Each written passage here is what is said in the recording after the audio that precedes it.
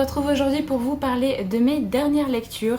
Je suis très contente parce qu'il y a un livre de fantasy que j'ai aimé et qui n'est pas du Sanderson, donc c'est plutôt pas mal. Je vais d'ailleurs commencer par celui-là parce que vraiment ça a été une très chouette lecture, ça fait un petit moment qu'il est dans ma pile à lire. Et je suis ravie de l'avoir enfin sorti. Il s'agit du Maître des Chagrins, donc le premier tome de la saga Les Dieux Silencieux de Justin Cole qui est sorti chez Brajlon il y a un petit moment déjà, je crois qu'il est sorti en 2020. Je crois que ça doit faire quasiment un an en fait qu'il est sorti. Alors on est dans un roman de fantasy qui est au premier abord un roman de fantasy assez classique où on va suivre le jeune garçon, le jeune adolescent qui qui est dans une académie et on va le suivre par rapport à ça. Il est orphelin et en fait on va le suivre plusieurs semaines dans l'académie et en fait on va apprendre à le connaître, on va apprendre à connaître la personne qui l'a élevé. Sauf qu'on est dans un monde assez particulier puisque la religion a une place assez importante. Une sœur et un frère qui sont beaucoup aimés, qui sont priés, et l'autre en fait est un peu délaissé, c'est un peu le méchant de l'histoire, qui fait que toutes les personnes qui sont techniquement des descendants de ce dieu-là sont vraiment mal vues, ils sont traqués, pourchassés et voire quasiment toujours tués. C'est toutes les personnes qui ont un accès à la magie qui sont vraiment traquées. C'est dit que c'est vraiment le descendant du dieu, je sais plus son nom, mais du méchant dieu, on va l'appeler comme ça. Et en fait, ils sont vraiment traqués. Donc toutes les personnes qui ont une capacité par rapport à la magie sont vraiment haïes dans ce monde-là. Et également les personnes qui ont un handicap ou vraiment quelque chose physique et ne sont pas du tout appréciés. Donc que ce soit, je sais pas, une cicatrice, que ce soit un membre que vous avez perdu pendant votre vie ou à la naissance directement, vous allez être considéré comme un descendant de ce dieu-là et en fait vous allez être mis de côté, vous pouvez être lapidé, enfin vraiment c'est vraiment pas très très sympa. Donc il y a la religion qui est très importante dans cette histoire, il y a aussi le handicap qui est vraiment bien amené puisque notre personnage principal, Aneve, est justement porteur de handicap vu qu'en fait il y a le bras gauche qui a un moignon. En fait c'est dit dans le roman qu'il est manchot en fait d'un bras et du coup on va le suivre un petit peu avec cet handicap-là. Techniquement, il était censé mourir lorsqu'il est venu au monde, puisqu'il est né comme ça, mais il va y avoir un prêtre qui va réussir à le sauver et qui va, grâce à un artefact, lui concocter une sorte de prothèse, on va dire, pour qu'il puisse vivre et faire croire aux autres qu'il n'a absolument rien.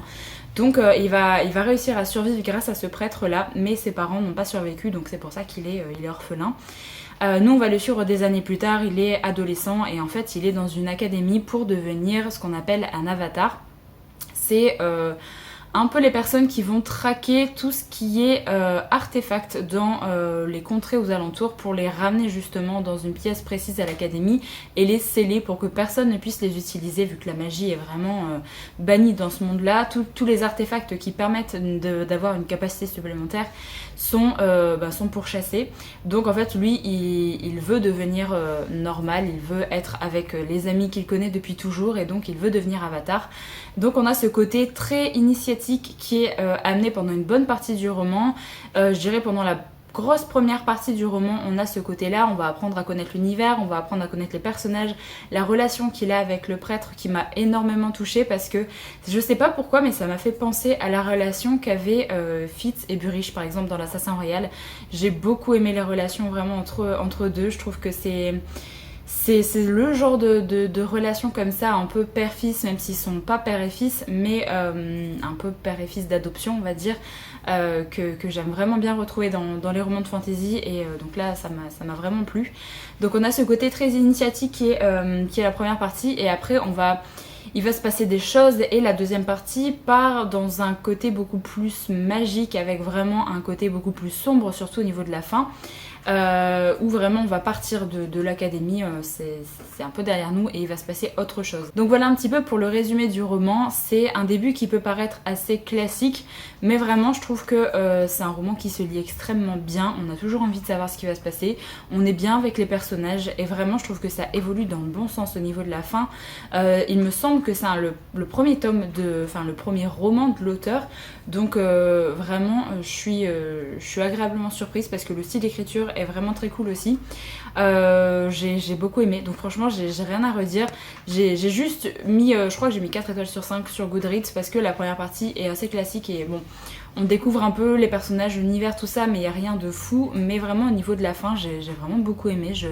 Je tournais les pages avec plaisir. J'ai vraiment envie de savoir ce qui allait se passer. Je me suis vraiment attachée aux personnages. Je regrette un petit peu qu'il n'y ait pas beaucoup plus de personnages féminins qui soient développés dans le roman. Il y en a vraiment une seule que j'ai pas apprécié plus que ça, mais je me dis peut-être par la suite on va évoluer, on va sortir de cette ville, c'est sûr, au vu de la fin, on va sortir un peu, on va découvrir un peu les horizons, donc j'ai vraiment très hâte de voir la suite, le tome 2. Je ne sais absolument pas quand est-ce que ça va être publié par Brajlon parce que ça va faire quasiment un an que celui-ci est sorti, le tome 2 est déjà dispo en anglais, mais il n'y a pas de date, j'ai pas trouvé de date de sortie du tome 2, donc j'aimerais beaucoup le savoir parce que vraiment je trouve que c'est un roman qui se lit très bien et qui est assez accessible pour les personnes qui débutent un peu en fantasy, je trouve.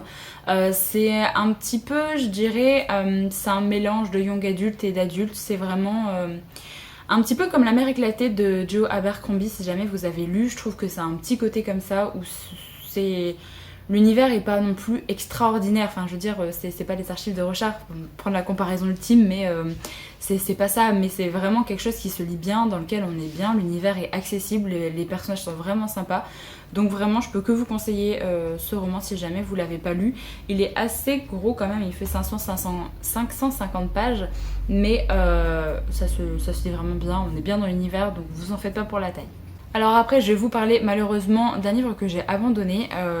J'ai abandonné quasiment la moitié du livre. J'aimais beaucoup ma lecture et au final, en fait j'aimais beaucoup l'univers, j'aimais beaucoup ce que l'auteur a voulu mettre en place dans ce roman de fantasy, mais au final il m'a manqué quand même pas mal de petites choses. C'est La Croisade éternelle, le premier tome, La prêtresse esclave de Victor Fleury, donc publié chez Brajlon également. J'aimais vraiment beaucoup l'univers. C'est vraiment le gros point positif du roman, c'est qu'en fait on est dans un univers de fantasy qui est un peu basé sur la mythologie égyptienne, de ce que j'ai ressenti moi, où en fait on va avoir une famille qui est la famille régnante, et nous on va suivre l'enfant qui est du coup le fils héritier de cette famille. Il va devoir subir une cérémonie pour être adoubé, on va dire, enfin pas vraiment adoubé, c'est pas un chevalier, mais je veux dire pour accéder à son futur statut.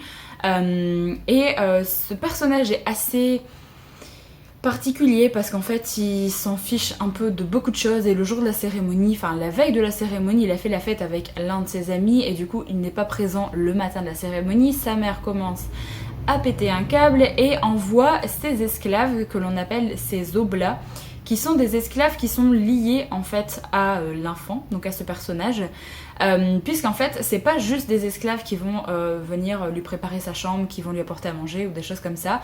C'est vraiment, je crois qu'il y en a 4 là au début du roman, des esclaves qui sont assez particuliers. Nous on va suivre l'une d'elles d'ailleurs qui s'appelle Nisaba, qui est une esclave qui est liée vraiment, sa vie est liée à la vie de l'enfant, et elle ressent tout ce qu'il ressent également, donc tout ce qu'il va toucher, tout ce qui va être en contact avec sa peau, elle va le ressentir aussi.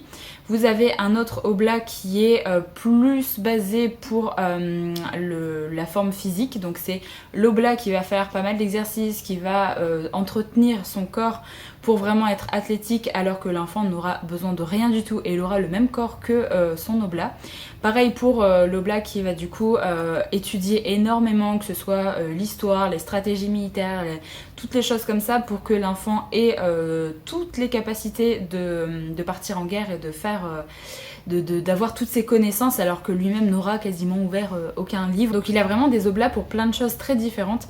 Et donc nous on va suivre principalement Nisaba, qui est assez particulière vu que on sent qu'elle est liée à lui, mais en même temps la mère de l'enfant ne voulait pas qu'il soit lié à elle. On comprend qu'il y a un passé en fait entre l'enfant et Nisaba. Et Nisaba a un enfant qu'elle ne garde pas elle-même, il est gardé par des parents adoptifs, qui est capable de capacités assez importantes également, que je vous laisse découvrir. Et donc en fait on va suivre les Oblats qui vont partir chercher l'enfant pour la cérémonie. Ils vont arriver vraiment pile poil pour le moment où sa mère est censée lui donner le pouvoir pour plus tard, enfin après sa mort. Sauf qu'en fait, comme il n'était pas là, elle a pris sa sœur, sa plus jeune sœur à sa place et lui ne va absolument pas accepter ça et il va du coup un peu péter un câble et il va dire à sa mère qu'il va récupérer le trône de toutes les manières possibles et imaginables. Donc il va se mettre en tête de partir en guerre pour vraiment vraiment montrer ses capacités pour avoir le trône et du coup reprendre le trône à sa sœur quand il va revenir vraiment victorieux des guerres qu'il va mener. Donc on va suivre l'enfant et tous ces Oblats qui vont partir de la cité où ils habitent au départ pour justement aller faire la guerre et pour qu'il puisse reprendre son trône plus tard. Voilà un petit peu pour le pitch de départ de l'histoire. Comme je vous l'ai dit, j'aime beaucoup l'univers, je trouve que c'est hyper original. Comparé par exemple au Maître des Chagrins que je vous ai présenté juste avant, on n'est pas du tout dans de la fantasy classique, mais en fait j'ai beaucoup aimé l'univers, j'ai vraiment rien à redire sur ça. Je trouve que le fait d'avoir des Oblats, tout ça, j'ai vraiment trouvé ça hyper intéressant. Mais en fait, le style d'écriture ne m'a absolument pas convenu. En fait, à plein de moments, je lisais un passage, par exemple, je sais pas, il se passait quelque chose. Et en fait, quelques lignes plus tard, quelques paragraphes plus tard, on nous répétait la même chose, de façon un peu différente. Et du coup, je me disais au début, bon c'est pas grave, c'est que c'est quelque chose d'important que l'auteur a voulu redire une deuxième fois, sauf que ça arrivait plusieurs fois dans la moitié du roman que j'ai lu, et du coup au bout d'un moment c'était un peu lassant d'avoir des répétitions comme ça. Enfin le livre est déjà pas gros en soi, il fait 370 pages, si on a des répétitions pour des choses inutiles c'est pas forcément très sympa. Et en plus de ça, au niveau du style d'écriture, je trouve que c'est un style qui est assez descriptif. On va vraiment avoir Nisaba va faire telle chose, Nisaba va faire machin, et en fait on n'a pas le côté un peu de sentiment en fait que ce que Nisaba ressent vraiment au plus profond d'elle et tout. Il m'a manqué vraiment ce truc là, je me suis attachée à aucun personnage. Je trouve que les personnages étaient tous plats, et Nisaba pourtant elle a quand même un certain passé, ce qui est assez intriguant, mais vraiment j'ai pas du tout réussi à m'attacher au personnage. Il est arrivé des choses à l'enfant là quand il a quitté la cité. Il est arrivé des choses, mais j'en avais rien à faire tellement je n'étais pas attachée au personnage. Donc j'ai vraiment trouvé ça dommage Après, j'ai trouvé ça dommage, oui et non, parce que c'est vraiment moi qui n'ai pas réussi à être touchée par le style d'écriture. Je sais qu'il y a des personnes qui ont adoré cette saga, il y a déjà le deuxième tome de paru d'ailleurs, mais voilà, moi vraiment je suis vraiment très déçue parce que l'originalité de l'univers m'aurait vraiment plu, j'aurais vraiment adoré lire cette trilogie, mais vraiment je fermais le roman et je retournais dedans, et en fait ça me faisait ni chaud ni froid, donc vraiment le style d'écriture n'était pas pour moi. Donc voilà, c'est un peu dommage. N'hésitez pas à me donner votre avis si jamais vous l'avez lu. Est-ce que vous avez ressenti la même chose que moi ou pas? Voilà, je suis très curieuse. Ensuite, je vais vous parler d'un roman qui est très très court, donc j'ai pas forcément grand chose à dire. J'ai lu techniquement le deuxième tome de la saga Miss Marple, donc c'est Miss Marple au club du mardi de Agatha Christie qui est sorti au livre de poche. Il y a 6 nouvelles dans ce premier recueil de nouvelles, vu qu'il y a le club du mardi continue, qui est la suite de ça, où en fait il va y avoir Miss Marple qui va se regrouper avec plusieurs personnes au début du roman, et des personnes très très différentes, et en fait ils vont créer ce qu'on appelle le club du mardi, parce que le jour là c'était mardi, et ils ont décidé d'appeler ça comme ça. Où en fait ils vont se réunir de temps en temps pour parler d'affaires qu'ils ont soit entendu parler ou soit où ils ont pris part en fait à cette affaire, d'une résolution quelconque. Donc c'est pas forcément une résolution de meurtre, mais une résolution de, je sais pas, de quelque chose qui a disparu, de quelque chose d'étrange. Et en fait on va avoir 6 nouvelles très très courtes, parce que le roman fait 120 pages, ou 6 petites nouvelles, on peut appeler ça comme ça, où du coup chacun va exposer une affaire, et du coup on va avoir vraiment une affaire qui est très succincte, avec la résolution à la fin à chaque fois. C'était sympa. J'aime pas forcément ce format là, j'ai beaucoup plus aimé l'affaire Protero que j'ai lu, qui était plus long et que c'était une seule et même affaire, on arrivait beaucoup mieux à s'attacher au personnage et tout, parce que là clairement il y a des petites nouvelles qui font genre 2 pages, donc c'est compliqué de s'attacher à qui que ce soit, mais c'était sympa d'avoir ce petit format là, d'avoir plein de petites intrigues comme ça de dévoiler, donc voilà, je pense pas que je me prendrai le Club du Mardi Continu tout de suite. Je pense que j'irai vers un nouveau roman, on va dire. Parce que j'ai envie de laisser un peu de temps avec ce style de roman et que j'ai vraiment envie de repartir sur une enquête vraiment très simple qui dure pendant un roman et pas juste 2-3 pages. Mais en tout cas, j'aime toujours autant le petit piquant de Miss Marple. J'aime vraiment beaucoup. Je suis plutôt bien avec ce personnage, donc j'ai hâte de voir un petit peu comment elle va évoluer. Je sais qu'il y a beaucoup de personnes qui m'ont dit de lire des Hercule Poirot, mais en fait je veux d'abord lire les Miss Marple parce qu'il y a moins de tomes dans la saga Miss Marple que dans les Hercule Poirot. Je crois qu'il y en a quasiment 40 je crois dans les Hercule Poirot, donc ça fait beaucoup. Et en fait je suis un petit peu psychorigide, j'ai envie de les lire dans l'ordre pour les... par exemple pour Miss Marple, ça c'est techniquement le tome 2. Alors oui, je viens de vous dire que je vais pas lire techniquement le tome 3 qui est le Club du Mardi Continu, mais vu que c'est des nouvelles, c'est pas très grave. Je vais lire les romans un petit peu dans l'ordre pour voir si vraiment il y a une continuité au niveau de Miss Marple en fait, tout simplement. Donc voilà un petit peu pour ça. J'ai pas grand chose à vous dire, ça fait 120 pages, c'est des toutes petites nouvelles à chaque fois. Mais c'était sympa, j'aime toujours autant le style d'écriture d'Agatha Christie qui est assez accessible malgré le fait que ce soit sorti il y a des années. Et enfin je vais terminer avec un tome 3 d'une série de thrillers que j'ai lu, c'est La Maison de Poupée de M.J. Arledge, donc qui est publié aux éditions 10-18, où on suit toujours l'enquêtrice Hélène Grace, donc pareil que pour les 2 premiers tomes.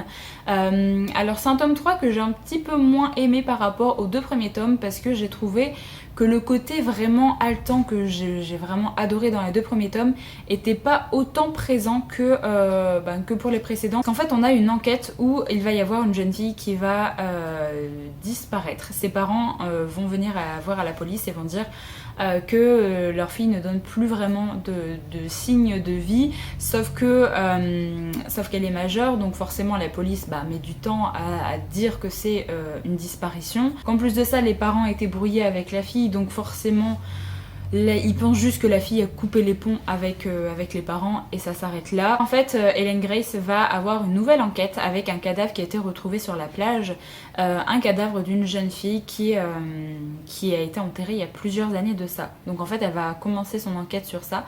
Et nous, on comprend forcément que l'enquête qu'elle va commencer a des...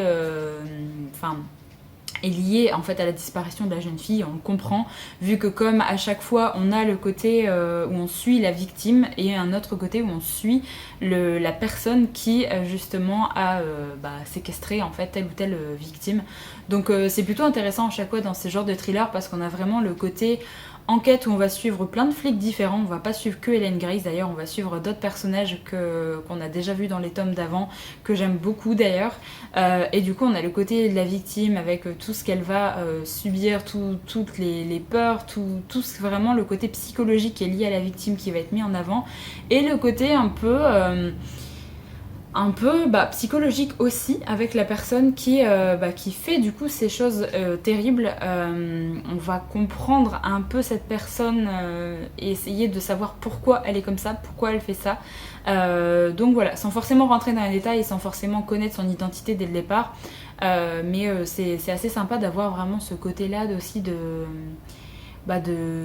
l'enquête en fait, vraiment on évolue sur tous les aspects et du coup on voit des choses évoluer d'un côté et pas de l'autre et c'est assez frustrant pour le lecteur, mais j'ai quand même bien aimé ce roman, c'est quand même assez addictif, mais c'est juste que l'enquête en soi m'a moins prise au trip on va dire que les 2 premières, parce que vraiment les 2 premières c'était... on tournait les pages, vraiment je tournais les pages, j'avais très très envie de savoir ce qui allait se passer, tout ça, et là j'étais intéressée par l'histoire, par l'intrigue, mais il y avait moins ce côté vraiment très très addictif que j'ai pu ressentir par rapport aux 2 premiers. Mais ça a quand même fait le bon job d'un thriller, j'ai bien aimé la résolution d'enquête, j'ai bien aimé continuer à suivre Hélène Grace qui est vraiment un personnage que j'adore, hein. Vraiment c'est une enquêtrice qui est assez particulière quand on découvre quand on la découvre elle et son passé dans le premier tome, mais elle est très humaine. On a vraiment plein de facettes de sa personnalité qui sont amenées dans les tomes au fur et à mesure, et c'est vraiment très très chouette à découvrir. Donc voilà, on est sur vraiment une histoire de séquestration là dans ce tome 3. Je peux pas vous en dire grand chose parce que vraiment c'est basé sur ça. Le titre La maison de poupée indique quand même que c'est vraiment de la séquestration. Voilà, si vous êtes un petit peu claustrophobe, je pense que ça peut vous déranger à certains moments. Parce que vraiment, il y a des passages assez compliqués à lire, je pense, pour les claustrophobes. Vraiment, moi, je suis un peu claustro, mais ça va encore, j'arrive à me maîtriser. Mais je pense que si vraiment vous êtes très très claustrophobe, ça peut vraiment vous déplaire. Après, si vous n'aimez pas les thrillers trop gore et trop sanglants, celui-là est plutôt bien, comparé aux deux premiers d'ailleurs, enfin surtout le tome d'avant, où c'était assez gore quand même. Ce tome 3 est assez soft, on va dire, en mettant des grandes guillemets, parce que bon, il y a quand même une histoire de séquestration, tout ça, et il y a quand même des choses un peu horribles qui se passent, mais c'est moins gore que dans le tome 2 par exemple, où vraiment on avait des descriptions assez sanglantes. Donc voilà pour mes dernières lectures, j'espère du coup que la vidéo vous a plu et que vous avez pu découvrir certains titres. Comme d'habitude, n'hésitez pas à me donner votre avis si jamais vous avez lu un des romans que je vous ai présenté. Sur ce, moi je vous retrouve très bientôt pour une prochaine vidéo, donc en attendant, prenez soin de vous.